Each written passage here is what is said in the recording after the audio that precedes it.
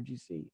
So in fact, you have a kind of miniature Iran in Iraq working with Hezbollah.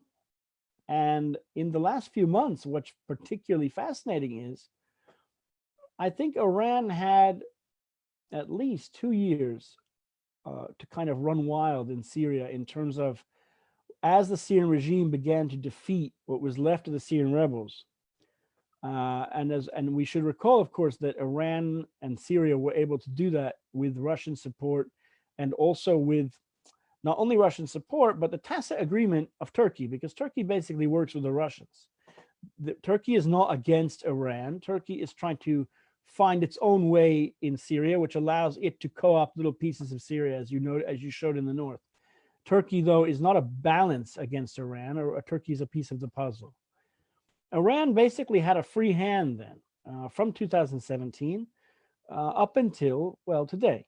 But that free hand was not allowed to use all of its fingers, because, as we know from public information, Israel has carried out more than 1,000 airstrikes against several hundred targets in Syria, chopping off little pieces of this Iranian kind of octopus finger. So, and as you noted, sometimes those airstrikes have killed Hezbollah members. Either Israel has acknowledged that, in the case of the glider or the this drone issue last August, or sometimes this Hezbollah members just turn up dead.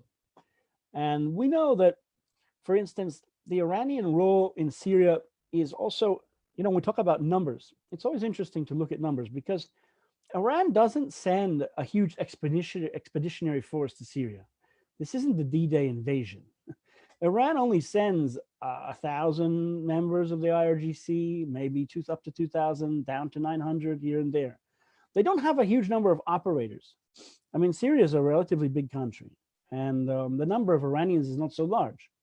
So Iran doesn't like to waste its own people. It doesn't like to waste its own blood.